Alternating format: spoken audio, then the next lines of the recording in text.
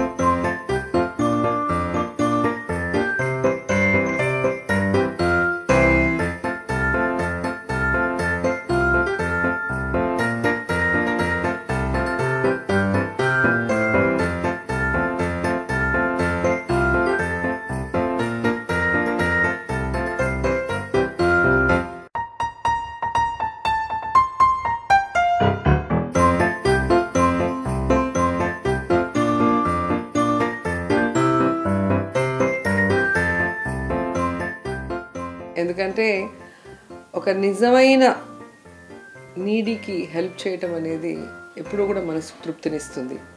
ప్రతి సంవత్సరం జగనన్న పుట్టినరోజు నాకు చాలా స్పెషల్. సో ఆ రోజు ఏదో ఒక పేద కుటుంబం జగనన్న కోసం, జగనన్నని ప్రేమిస్తున్న కుటుంబం బాగుండాలి అన్న ఆశతో, వారి ఆశీస్సులు జగనన్నకి ఎప్పుడూ ఉండాలన్న ఆకాంక్షతో నేను వెతికి పట్టుకొని వారికి హెల్ప్ చేయాలనుకుంటాను. సో అలా గతంలో మీరు చూస్తే పుష్ప అనే అమ్మాయిని దత్తత తీసుకొని మెడిసిన్ చదివిస్తున్నాను. ఆ తర్వాత మీరాసాబ్ పాలెం అనే గ్రామాన్ని దత్తత తీసుకొని ఆ గ్రామంలో కావాల్సిన అన్ని వసతులు కూడా ఏర్పాటు చేయడం జరుగుతుంది. అలాగే ఈసారి నాగరాజు అనే కుటుంబం, నిజంగా అతని కథ నన్ను చాలా కదిలించింది. నాకు ఒక జర్నలిస్ట్ మోహన్ అనే వ్యక్తి నా మీద చాలా నమ్మకంతో నాకు ఆ వీడియో షేర్ చేసి ట్యాగ్ చేయడం జరిగింది. సో అది చూడగానే నాకు చాలా ఏడుపు వచ్చేసింది. అండ్ నాకు బాగా కనెక్ట్ అయిన విషయం నాగరాజు. నా ఫాదర్ పేరు నాగరాజు రెడ్డి. నాకు మా నాన్న అంటే చాలా చాలా చాలా ఇష్టం. సో మా నాన్న కోసమే నేను సినిమాల్లోకి రావడం జరిగింది, నాకు ఇష్టం ఉన్నా లేకపోయినా. సో అలాంటి నా నాన్న పేరు పెట్టుకున్న ఒక వ్యక్తి నా సహాయం కోసం ఎదురు చూస్తున్నాడు అన్నప్పుడు ఖచ్చితంగా వాళ్ళకి సహాయం అందించాలి అనుకున్నా. కానీ దేవుడు చూసారా, నాకు ఈరోజే ఇక్కడ సీఎం గారితో మీటింగ్ ఉండే అవకాశం రావటం, దానికి నేను వచ్చి నా పిఏ వెళ్ళవలసిన ప్లేస్లో నేనే నేరుగా వెళ్ళి ఆ కుటుంబాన్ని నా కళ్ళారా చూసి వారి బాధలో వారి బాధ్యతని నేను తీసుకోవాలని చెప్పి డిసైడ్ చేసుకున్నా. సో నాగరాజుకి చెప్పాను, ఇక నుంచి నీకు ఎవ్వరు లేరు అనుకోవద్దు, నేనున్నా, ఒక అక్కగా నేను ఎప్పుడు మీతో ఉంటా. సో ఈరోజు నాగరాజు కోరుకున్న విధంగా అతను ఒక షాప్ పెట్టుకోవడానికి నేను ఫైనాన్షియల్ సపోర్ట్ ఇవ్వటం జరిగింది. అలాగే పిల్లలు నిజంగా ఆణిముత్యాలు పుట్టారు భగవంతుడి ఆశీస్సులతో. సో ఆ పిల్లలు చక్కగా చదువుకునే విధంగా నేను ఎప్పుడు సపోర్టివ్గా ఉంటాను. అలాగే ఆయన భార్య, అమితంగా ప్రేమించే ఆ భార్యకి ఒక కిడ్నీ రిమూవ్ చేయడం వల్ల ఈరోజు బెడ్ రిడన్గా ఉండటం అనేది అతన్ని కలిచివేస్తుంది. సో ఖచ్చితంగా ఏమాత్రం అవకాశం ఉన్నా తన ఆరోగ్యం మెరుగుపరిచి మళ్ళీ ఆ కుటుంబం మొత్తం హ్యాపీగా ఉండేలాగా నేను కృషి చేస్తాను. నేను ఎప్పుడూ చెప్తుంటాను, మనకి ఇష్టమైన వాళ్ళ పుట్టినరోజుకి బొకేలు ఇస్తే వాడిపోతాయి, శాలువలు ఇస్తే మూలన పడిపోతాయి, కానీ ఎవరికైనా భవిష్యత్తు ఇస్తే అది జీవితాంతం అలా పెరుగుతూ ఉంటుంది, ఒక చెట్టు పెరిగినట్టుగా. ఆ చెట్టు ఎలా అయితే అందరికీ నీడనిస్తుందో ఏమంటారు ఆ హెల్ప్ పొందిన వాళ్ళు జీవితంలో అది మర్చిపోరు. సో జగనన్నకి వారి బ్లెస్సింగ్స్ ఎప్పుడూ ఉంటాయి. ప్లస్ వాళ్ళు ఇది ఇన్స్పిరేషన్గా తీసుకొని వాళ్ళ వల్ల అయినా 10 మందికి హెల్ప్ చేస్తారు. కాబట్టి నేను ఎప్పుడూ చెప్తాను, మీరు బొకేలు ఇవ్వటమో లేదా కేకులు కట్ చేయటమో చేయండి, నో ప్రాబ్లం. కానీ కష్టంలో ఉన్న వాడికి చేయూతనివ్వండి, అదే నిజమైన సంతోషం. అందుకే అంటాను, విలువైన బహుమతుల కన్నా విలువతో కూడిన బహుమతినివ్వండి. అదే జగనన్నకి శ్రీరామ రక్ష. Happy birthday Jagananna.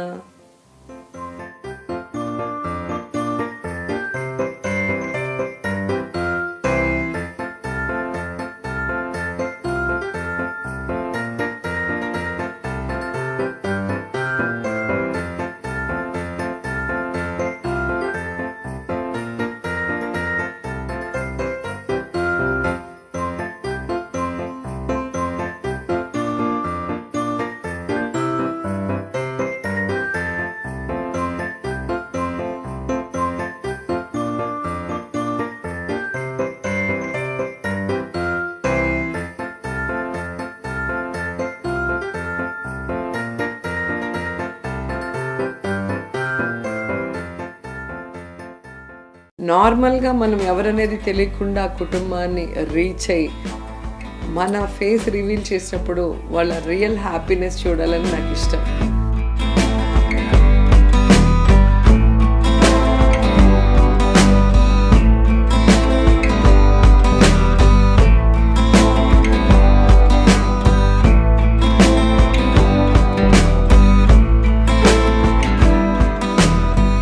ఎందుకంటే అది ఎన్ని కోట్లు పెట్టి కొనలేము, ఎన్ని కోట్లు పెట్టినా కొనలేము ఆ సంతోషాన్ని.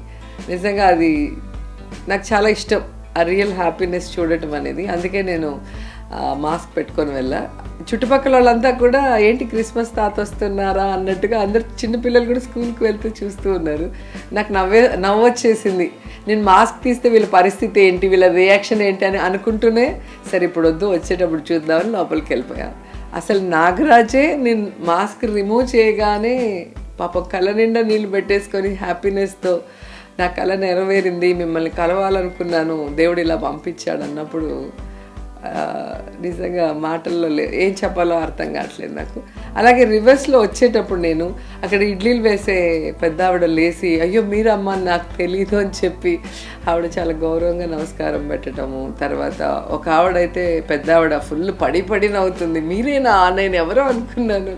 అంటే వాళ్ళు ఎప్పుడు టీవీలో పేపర్లో చూసేవాళ్ళు స్ట్రైట్గా వాళ్ళకి కనిపించినప్పుడు వాళ్ళు అభిమానించే వ్యక్తిని దగ్గరగా చూడటం అనేది ప్రజలు చాలా హ్యాపీగా ఫీల్ అవుతారు. సో ఆ హ్యాపీనెస్ కూడా ఈరోజు నేను ఫీల్ చేశాను. మార్నింగ్ ఈరోజు నాకు చాలా పాజిటివ్గా స్టార్ట్ అయింది. సో ఈ బర్త్డే జగనన్న కోసం ఈ చిన్న బహుమతి. Happy birthday Jagananna.